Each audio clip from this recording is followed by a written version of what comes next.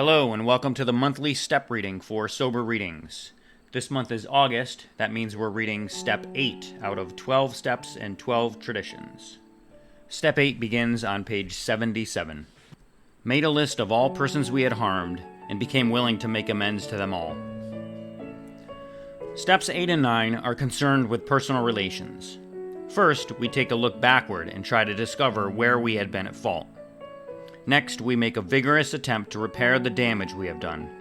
And third, having thus cleaned away the debris of the past, we consider how, with our newfound knowledge of ourselves, we may develop the best possible relations with every human being we know.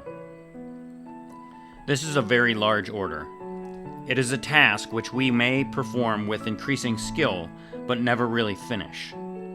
Learning how to live in the greatest peace, partnership, and brotherhood with all men and women, of whatever description, is a moving and fascinating adventure. Every AA has found that he can make little headway in this new adventure of living until he first backtracks and really makes an accurate and unsparing survey of the human wreckage he has left in his wake. To a degree, he has already done this when taking moral inventory. But now the time has come when he ought to redouble his efforts to see how many people he has hurt and in what ways. This reopening of emotional wounds, some old, some perhaps forgotten, and some still painfully festering, will at first look like a purposeless and pointless piece of surgery. But if a willing start is made, then the great advantages of doing this will so quickly reveal themselves that the pain will be lessened as one obstacle after another melts away. These obstacles, however, are very real. The first and one of the most difficult has to do with forgiveness. The moment we ponder a twisted or broken relationship with another person, our emotions go on the defensive. To escape looking at the wrongs we have done another, we resentfully focus on the wrong he has done us. This is especially true if he has, in fact, behaved badly at all. Triumphantly, we seize upon his misbehavior as the perfect excuse for minimizing or forgetting our own. Right here, we need to fetch ourselves up sharply. It doesn't make much sense when a real tosspot calls a kettle black.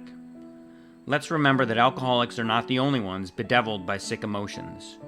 Moreover, it is usually a fact that our behavior when drinking has aggravated the defects of others. We've repeatedly strained the patience of our best friends to a snapping point, and have brought out the very worst in those who didn't think much of us to begin with. In many instances, we are really dealing with fellow sufferers, people whose woes we have increased. If we are now about to ask forgiveness for ourselves, why shouldn't we start out by forgiving them, one and all? When listing people we have harmed, most of us hit another solid obstacle. We got a pretty severe shock when we realized that we were preparing to make a face-to-face admission of our wretched conduct to those we had hurt. It had been embarrassing enough when in confidence we had admitted these things to God, to ourselves, and to another human being. But the prospect of actually visiting or even writing the people concerned now overwhelmed us, especially when we remembered in what poor favor we stood with most of them. There were cases, too, where we had damaged others who were still happily unaware of being hurt. Why, we cried, shouldn't bygones be bygones? Why do we have to think of these people at all? These were some of the ways in which fear conspired with pride to hinder our making a list of all the people we had harmed. Some of us, though, tripped over a very different snag.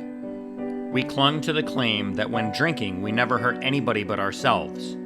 Our families didn't suffer because we always paid the bills and seldom drank at home. Our business associates didn't suffer because we were usually on the job.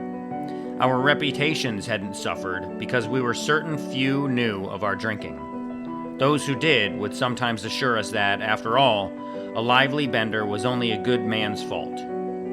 What real harm, therefore, had we done? No more, surely, than we could easily mend with a few casual apologies. This attitude, of course, is the end result of purposeful forgetting. It is an attitude which can only be changed by a deep and honest search of our motives and actions.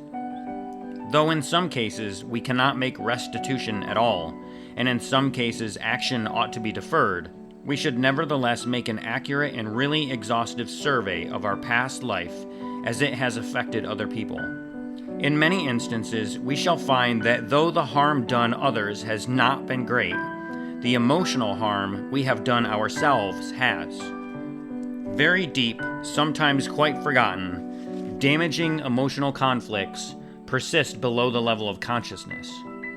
At the time of these occurrences, they may actually have given our emotions violent twists, which have since discolored our personalities and altered our lives for the worse. While the purpose of making restitution to others is paramount, it is equally necessary that we extricate from an examination of our personal relations every bit of information about ourselves and our fundamental difficulties that we can. Since defective relations with other human beings have nearly always been the immediate cause of our woes, including our alcoholism, no field of investigation could yield more satisfying and valuable rewards than this one. Calm, thoughtful reflection upon personal relations can deepen our insight. We can go far beyond those things which were superficially wrong with us, to see those flaws which were basic, flaws which sometimes were responsible for the whole pattern of our lives. Thoroughness, we have found, will pay, and pay handsomely. We might next ask ourselves what we mean when we say that we have harmed other people. What kinds of harm do people do one another anyway? To define the word harm in a practical way, we might call it the result of instincts in collision, which cause physical, mental, emotional, or spiritual damage to people. If our tempers are consistently bad, we arouse anger in others. If we lie or cheat, we deprive others not only of their worldly goods, but of their emotional security and peace of mind. We really issue them an invitation to become contemptuous and vengeful. If our sex conduct is selfish, we may excite jealousy, misery, and a strong desire to retaliate in kind. Such gross misbehavior is not by any means a full catalog of the harms we do. Let us think of some of the subtler ones which can sometimes be quite as damaging. Suppose that in our family lives we happen to be miserly, irresponsible, callous, or cold. Suppose that we are irritable, critical, impatient, and humorless. Suppose we lavish attention upon one member of the family and neglect the others. What happens when we try to dominate the whole family, either by a rule of iron or by a constant outpouring of minute directions for just how our lives should be lived from hour to hour? What happens when we wallow in depression, self-pity oozing from every pore, and inflict that upon those about us?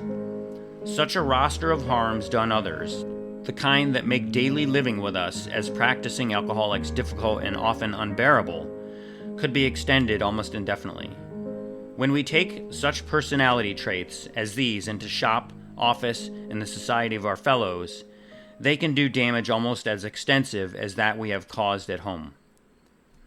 Having carefully surveyed this whole area of human relations, and having decided exactly what personality traits in us injured and disturbed others, we can now commence to ransack memory for the people to whom we have given offense. To put a finger on the nearby and most deeply damaged ones shouldn't be hard to do. Then, as year by year we walk back through our lives as far as memory will reach, we shall be bound to construct a long list of people who have, to some extent or another, been affected. We should, of course, ponder and weigh each instance carefully. We shall want to hold ourselves to the course of admitting the things we have done, meanwhile forgiving the wrongs done us, real or fancied. We should avoid extreme judgments, both of ourselves and of others involved. We must not exaggerate our defects or theirs. A quiet, objective view will be our steadfast aim. Whenever our pencil falters, we can fortify and cheer ourselves by remembering what AA experience in this step has meant to others. It is the beginning of the end to isolation from our fellows and from God. That brings us to the end of the reading of Step 8. Made a list of all persons we had harmed, and became willing to make amends to them all. If you'd like to be on Sober Readings and share your experience with Step 8, or your experience, strength, and hope in general, contact me. I'd love to have you on. Thanks for listening. And remember, until next time, don't drink, go to a meeting, and keep coming back. Have a great day. And as my friend Larry says, best day ever.